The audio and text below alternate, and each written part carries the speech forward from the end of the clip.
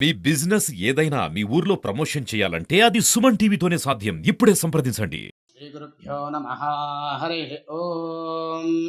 గణానాంతవా గణపతిగుం హవామహే కవిం కవీనానామపమశ్రవస్తమం జ్యేష్ఠరాజం బ్రహ్మణాం బ్రహ్మణస్పత ఆనశృణ్వన్న నోతభిः సేదసాదనం ప్రణో దేవీ సరస్వతి వాజే భర్వాజనీవతి ధీనామవిత్రియవతు గురుర్బ్రహ్మా గురుర్విష్ణుర్గురుర్దేవో మహేశ్వరः గురు సాక్షాత్ పరబ్రహ్మ తస్మై శ్రీ గురవే నమః.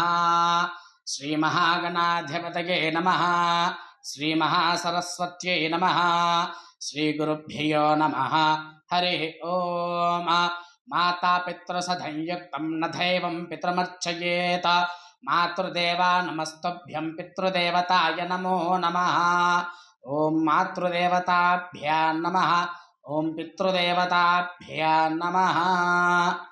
యావత్ సనాతన ధర్మ హిందూ సాంప్రదాయ భక్తులందరికీ కూడా సుమన్ టీవీ ప్రేక్షకులందరికీ కూడా నూతన సంవత్సర యుగాది శుభ ఆశీస్సులు. మనకు తెలిసి ధర్మశాస్త్రంలో ఉగాది అని వెల్లడిస్తూ ఉన్నాము. అసలు దాని యొక్క పదము యాకు కొమ్మిచ్చే యుగాది. యుగాది యొక్క విశిష్టత ఏంటి అనంటే మట్టి కుండ తీసుకొని రావాలి. ఆ మట్టి కుండ అది కూడా ఏ విధంగా కొత్త కుండ తీసుకురావాలి, పాత కుండ కాదు.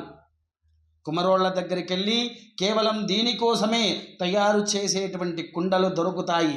లేదా దొరకని పక్షంలో యుగాది యొక్క పచ్చడి తయారు చేసుకోవడానికి ఒక చిన్న మాదిరిగా కుండ తయారు చేయించి తీసుకువచ్చి ఉదయకాలంలోనే లేచి స్నానాధిక కృత్యాలను కూడా గావించవలెను. అనగా ఇల్లు మొత్తము శుభ్రము చేసుకొని, ఇల్లు మొత్తము కాస్తంత గళ్ళుప్పు అంటే దొడ్డుప్పు వెచ్చటి నీళ్ళలో వేసి ఆ వేడి నీళ్ళతోనే ఇల్లు మొత్తము కూడా తుడవాలి.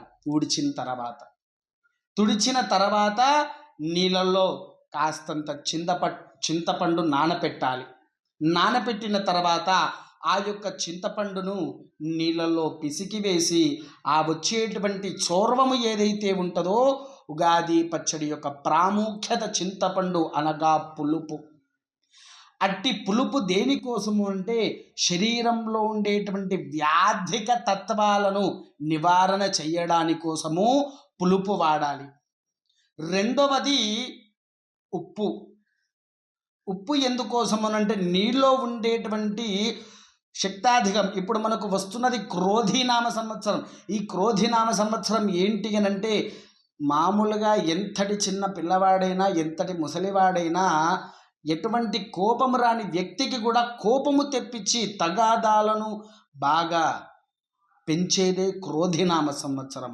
మనకు శత్రువులను కూడా విపరీతంగా పెంచుద్ది. ఎక్కడ మనం ఎంత సౌమ్యంగా ఉన్నా ఎదుటి వ్యక్తి తెలవకుండానే మన దగ్గరికి వచ్చి గొడవ పెట్టుకునేటువంటిదే ఈ యొక్క క్రోధినామత్సరం. అందుకోసం ఈ యొక్క సంవత్సరంలో ఆ యొక్క ఉప్పు ఏదైతే ఉందో దాన్ని కాస్తగా వేసి దాని రుచుల్లో రెండోది ఉప్పు, మూడోది ఒగరు ఏంటి అనంటే ఈ యుగాది యొక్క పచ్చడికి 6 రుచులు దేనికి ప్రాముఖ్యత? కామ, క్రోధ, లోభ, మోహ, మధమ, శర్యాలు అనేటువంటి హరిషడ్ వర్గాలను కూడా మన ఎందుకు రానివ్వదు. ఒగరు అనంటే మనకు తెలవకుండానే మన యొక్క శరీరము వేరే ధ్యాసలోకి వెళుతూ ఉంటుంది. ఎట్టి ధ్యాసను కూడా మనకు మరిచిపోయేలాగా చేసేటువంటిదే ఒగరు. కామ లక్షణాలను తొలగింప చేసేటువంటిది. ఆ యొక్క ఒగరిని తీసుకుంటే కామ లక్షణాలు కూడా మనకు రావు. తర్వాత తీపి. నీ ఇంట్లో అప్పు చాలా ఉంది, ఆ అప్పు తొలగిపోవాలి. నీ ఇంటికి లక్ష్మి రావాలి, లక్ష్మీ సహితుడైగా నీవు ఉండాలి. ఇంట్లో ఎప్పుడు ధన కనక వస్తు వాహనాలతో విరధిల్లుతూ ఉండాలంటే తీపి పదార్థము వాడాలి. పులుపు, తీపి, ఒగరు, కారము ఏంటి అని అంటే బ్లడ్ క్లాసికల్స్ అంటే మన యొక్క శరీరంలో సెల్ ఫైబర్స్ అని ఉంటాయి చూసారా, వాటిని యాక్టివేట్ డియాక్టివేట్ చేయడానికి కోసము. నీలో ఉండేటువంటి కొన్ని క్రిమిల్స్ని తీసివేసేసి మంచి క్రిమిల్స్ని ఇవ్వడం, మంచి యొక్క శుద్ధమైనటువంటివి మనకు రావడానికి కోసమే కారాని తత్వాలు కూడా వాడుకుంటాము. ఆ కారము కొద్దిగా వాడాలి. దానికి మితిమీరిత కూడా బ్లడ్ ప్రెషర్స్ అనేది పెరుగుతూ ఉంటుంది. దాన్ని ఎంత మోతాదుగా తీసుకోవాలో అలాంటి మోతాదుగా తీసుకోవాలి. తర్వాత వేప పువ్వు చేదు. ఈ చేదు పదార్థము కూడా ఎందుకు అనంటే ఆ యొక్క చేదు పదార్థము వలన నీవు ఎప్పుడైతే నీ యొక్క శరీరంలోకి పోతుందో మధమాత్సర్యము అంటే శరీరము బరువు ఎక్కకుండా మొద్దుబారడం కానివ్వండి, లేదా నీవు కూర్చొని ఉన్నప్పుడు నీ యొక్క శరీరంలో కాళ్ళు చేతులు తిమ్మిరి పడుతూ ఉంటాయి. అటువంటి యొక్క తిమ్మిర్లను కూడా ఆపాలి అని అంటే ఈ చేదు, ఈ యొక్క ఆరీటిని మనము యుగాది పచ్చడిలో వాడితే ఆ యుగాది యొక్క పచ్చడికి శ్రేష్టం. తర్వాత మామిడికాయ. మామిడికాయలో 2 రకాలు ఉన్నది. తీపి పదార్థము మామిడికాయ గనక తీసుకుంటే ఆ యొక్క ఇంట్లో లక్ష్మి ఇలవేలుగా కలకలలాడుతూ ఉంటుంది. పుల్లటి మామిడి పండు గనక తీసి వాడితే ఇంట్లో సంతానము కావాల్సిన ఆడవారు ఎవరైనా ఉండాలి అనుకున్నవారు, వివాహమయ్యి సంతానం కోసం బాధపడేటువంటి వారికి ఈ యుగాది పచ్చడి వల్ల కూడా సంతాన యోగ్యత కలుగుద్ది. అది ఎప్పుడు ఈ షడ్రుచుల్లో ఎప్పుడైతే మామిడికాయ పుల్లటి మామిడికాయ పడుతుందో ఆ యొక్క పులుపుదనాని వల్ల వారి యొక్క గర్భ ప్రామాణికం అవుతుంది. కాబట్టి ఈ 6 రుచులని నీవు వాడినప్పుడు సకలాధిక భోగ భాగ్య ధన కనక వస్తు వాహన పుత్ర పౌత్రులతో కూడా విరధిల్లుతూ ఉంటారనేటువంటిది శాస్త్రములో కూడా వెల్లడించి ఉంది. ఇది యుగాది పచ్చడి యొక్క విశిష్టత. కాబట్టి అందరూ కూడా తెల్లవారుజామునే లేచి మొదటిగా తలకు మాడ అంటే నువ్వుల నూనె ఉంటుంది కదా, ఆ నువ్వుల నూనెని తీసుకోవాలి. కొబ్బరి నూనె కాదు మాడ పెట్టాలి అని అంటే ఇంత చిన్న గ్లాసులో కానీ బౌల్స్లో కానీ నువ్వుల నూనె పోసి తల మాడ అంటే ఈ మధ్యస్థానములో బ్రహ్మరంధ్రం యందున ఈ 2 వేలతో నువ్వుల నూనెలో ముంచి 2 సార్లు నుదురుని తరమాలి. తర్వాత ఈ 2 చేతులకు ఇలా 2 సార్లు రాయాలి. తర్వాత ఈ 2 మోకాళ్ళు ఉంటాయి కదా, మోకాళ్ళకు రాయాలి. అలా 2 సార్లు, 2 సార్లు రాసిన మళ్ళీ ఇంకోసారి 2 సార్లు, ఆ విధంగా 3 చోట్లలో 2 సార్లు రాసుకుంటూ పోవాలి. అలా రాస్తే ఏమవుతుంది అనంటే నీ శరీరము నీ అదుపులో ఉంటుంది.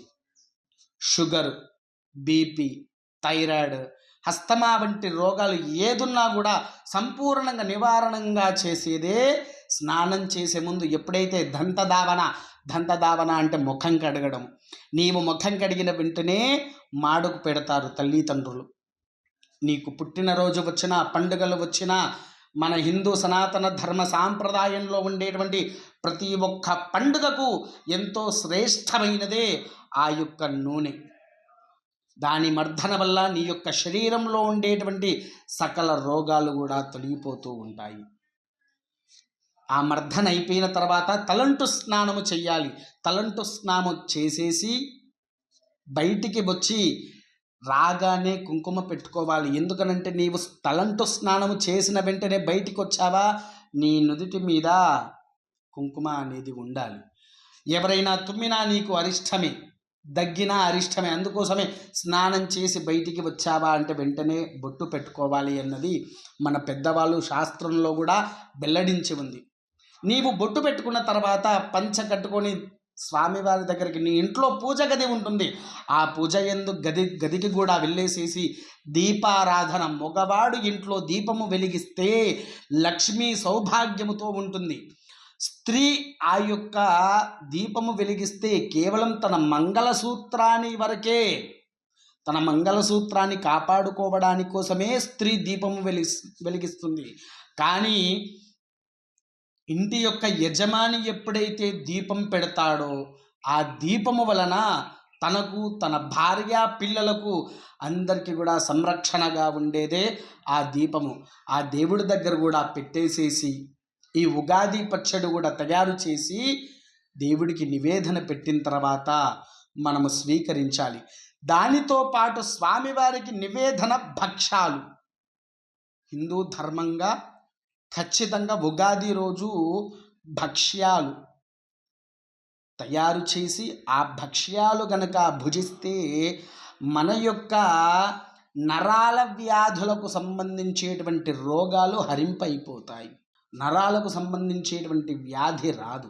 ఎందుకనంటే దాంట్లో నెయ్యి అనే పదార్థము కలుస్తుంది. నెయ్యి అనే పదార్థము నీ యొక్క శరీరానికి మేధస్సు శక్తిని పెంచుతుంది. శనగపప్పు నీ యొక్క శరీరతత్వ యోగ్యతను పెంచుద్ది. మైదాపిండి గోధుమ పిండిలో మైదాపిండి కంటే గోధుమ పిండిలో చేసే భక్ష్యాలు నీ యొక్క కడుపులో ఎటువంటి అనారోగ్యాలు కూడా లేకుండా నివారణ చేస్తుంది. వీటి యోగ్యత పెంచేదే ఆ యొక్క యుగాది పచ్చడి. కాబట్టి అందరూ కూడా యుగాది పచ్చడి కూడా చేసుకొని ఆ యొక్క అమ్మవారి అనుగ్రహాన్ని కూడా పొందగలరు. స్వస్తి.